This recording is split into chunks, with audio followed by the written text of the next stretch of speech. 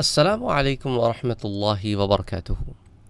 آج جس معاملے پر آپ سے بات کرنا چاہ رہا ہوں، اس میں صرف ہمارا نوجوان ہی نہیں گھرا ہوا، بڑے عمر کے لوگ بھی گھرے ہوئے ہیں۔ یہ وہ مسئلہ ہے جس پر میں پہلے بھی بات کر چکا ہوں، بڑی تفصیل سے بات کر چکا ہوں، اور ایک دفعہ پھر بات کرنے کی ضرورت پیش آ رہی ہے، لیکن ذرا مختلف نقطۂ نظر سے۔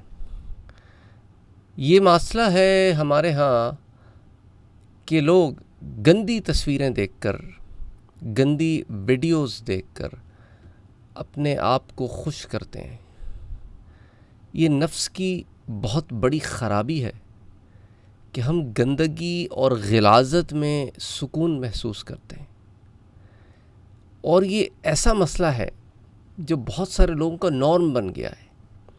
ایک زمانہ تھا کہ وہ لوگ جو ظاہراً خراب تھے وہ اس قسم کی حرکتیں کرتے تھے، یا وہ لوگ جو ظاہراً دین سے دور تھے وہ اس قسم کی حرکتیں کرتے تھے۔ لیکن اب معاملہ یہاں تک بھی آ گیا ہے کہ وہ لوگ جو بظاہر دین سے قریب معلوم ہوتے ہیں وہ بھی اس میں پڑے ہوئے ہیں۔ 5 وقت کے نمازی ہیں، لیکن غلیظ ننگی فلمیں بھی دیکھتے ہیں اور گندی تصویریں بھی دیکھتے ہیں۔ صف اول میں نماز پڑھیں گے، لیکن ان کے ڈیجیٹل میڈیا کو اٹھا کے دیکھیں آپ، تو وہ ان کے فرینڈز کو، ان کے سرکلز کو، تو اس کو بڑی ایک شرم آتی ہے، اور ایسے بہت سارے کیسز ہیں۔ کیونکہ ہم سنتے ہیں، اسی لیے آپ سے بات ذکر کر رہا ہوں۔ اسی طرح کچھ ایسے بھی لوگ ہیں جو ان سے بھی 2 ہاتھ آگے بڑھ گئے ہیں۔ وہ بظاہر جو ہے وہ دیندار معلوم ہوتے ہیں، اگین 5 وقت کے نمازی ہیں، پرہیزگاری کا ایک لوگوں کے سامنے پرچار بھی کرتے ہوئے نظر آئیں گے، قرآن اور حدیث بھی کوٹ کرتے نظر آئیں گے، لیکن تنہائی میں جب کوئی نہ دیکھ رہا ہو وہ اس غلاظت کے دلدل میں پھنسے ہوئے ہیں، اس گندگی میں پھنسے ہوئے ہیں۔ وہ اس بات کو بھی نظر انداز کیے ہوئے ہیں کہ کوئی دیکھے یا نہ دیکھے، تمہارا رب تمہیں دیکھ رہا ہے، اللہ عز و جل تمہیں دیکھ رہا ہے۔ اس نے کرامن کاتبین بھی تمہارے ساتھ بٹھا رکھے ہیں جو تمہارے اعمال کو لکھ رہے ہیں۔ جو تائب نہیں ہوتا اس کا عمل پھر لکھ لیا جاتا ہے، اور توبہ بہت ساری چیزوں کو مٹا دیتی ہے۔ اور کچھ لوگ اس سے بھی آگے بڑھ گئے ہیں کہ جب کوئی انہیں صحیح راہ کی طرف ہدایت دیتا ہے کہ بھائی دیکھو، تم تو نماز پڑھتے ہو، تم تو اچھے کام کرتے ہو، اچھی باتیں کرتے ہو، اس گندگی اور غلاظت سے باہر آ جاؤ، تو بجائے اس کے رجوع کرنے کے وہ اکڑ جاتے ہیں، اور عجیب و غریب سی باتیں کرتے ہیں۔ کبھی اپنے نیک ہونے کا ڈھونگ رچائیں گے، کبھی سامنے والے کو ایسی باتیں کہیں گے کہ اللہ تو بڑا رحیم ہے، رحم کرنے والا ہے، میرے گناہوں کو بخش دے گا، مجھے معاف کر دے گا۔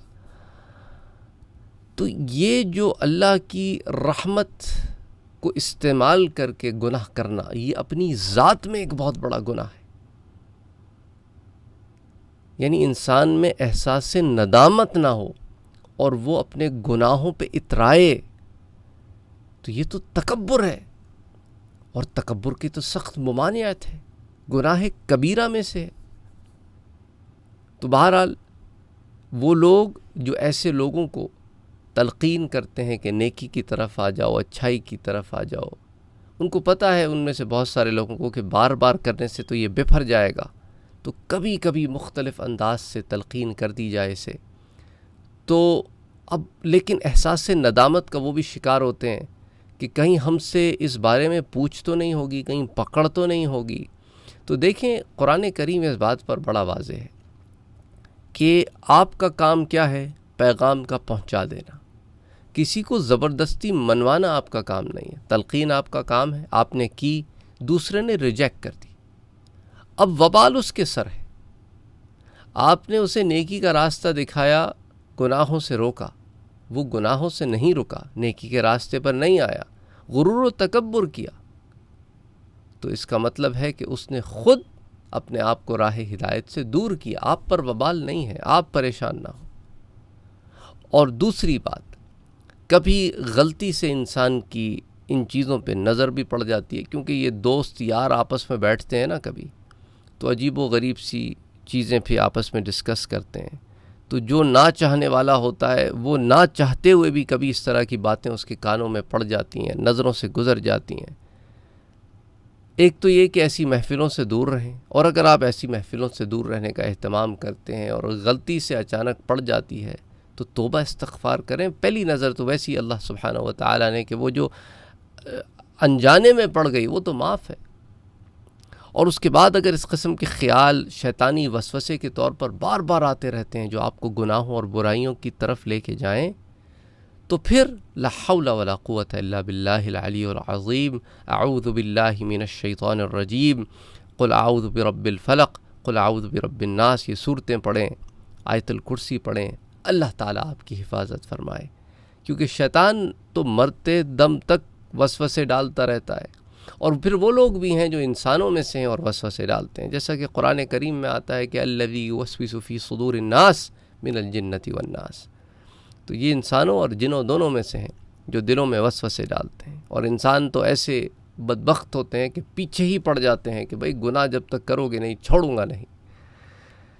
اللہ اکبر، اللہ اکبر. اور پھر یہ کمپنی جو ہے نا، نوجوانوں میں بھی اور بڑے لوگوں میں بھی جو کمپنی ہوتی ہے نا، یہ کمپنی وہ کام کرنے والی کمپنی، یہ آپ کی جن لوگوں میں آپ اٹھتے بیٹھتے ہیں ان کے اندر خاص چناؤ کیا کریں کہ کن لوگوں کے ساتھ اٹھتے بیٹھتے ہیں، کیونکہ وہ آپ کو پیئر پریشر جسے کہتے ہیں نا، ڈال کے فورس کرتے ہیں ایسے کام کرنے پر جو خلاف ہوتے ہیں، گناہ ہوتے ہیں.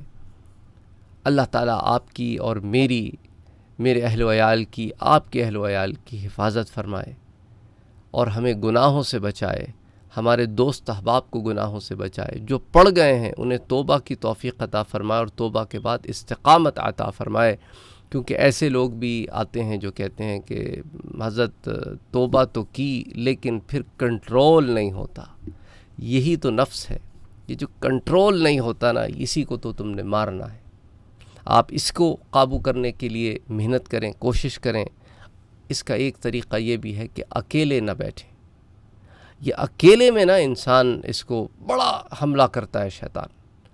تنہائی نہ اختیار کریں، اور تنہائی میں اگر ہوں تو اللہ کا ذکر کریں. اور یہ جو فون ہے نا، اس کو کہیں دور رکھ دیا کریں جب آپ اکیلے بیٹھے ہوں، تاکہ یہ آپ کو اس وبال میں جنجال میں نہ ہی ڈالے. کیونکہ ہوتا یہی ہے کہ وہ فون ساتھ ہوتا ہے، بندہ اکیلے ہوتا ہے، کوئی نہیں دیکھ رہا ہوتا، تو اس وقت پھر شیطان حملہ کرتا ہے. اور پھر انسان کہتا ہے یار چلو تھوڑا سا دیکھ لیتے ہیں، تھوڑا سا، ارے ایک دیکھ لو. وہ ایسی کنونس کرتا ہے، پھر ایک کے بعد دوسرے کے بعد تیسرا، پھر انسان اس دلدل میں دوبارہ پھنس جاتا ہے. اگر آپ غور کریں، اچھائی کے راستے کی طرف آ جائیں، تو پھر آپ دیکھیں گے کہ ان چیزوں میں آپ کو لذت محسوس نہیں ہوگی. دل بڑا بے چین ہو جائے گا، پریشان ہو جائے گا کہ یار یہ کیا کر رہے ہو. اور پھر اپنے ذہن میں ایک بات کو ہمیشہ رکھیں کہ اللہ تعالیٰ تو دیکھ رہا ہے. کوئی دیکھے یا نہ دیکھے، تیرا رب دیکھ رہا ہے. اور دوسری بات کہ دیکھو، مالک یوم الدین، لین دین کے دن کا مالک جو ہے، تو لین دین کے دن پھر اس کو کیا جواب دوں گا. اللہ تعالی ہمارے گناہوں کو معاف کرے. اپنا اور اپنوں کا بہت خیال رکھیں. السلام علیکم ورحمۃ اللہ وبرکاتہ.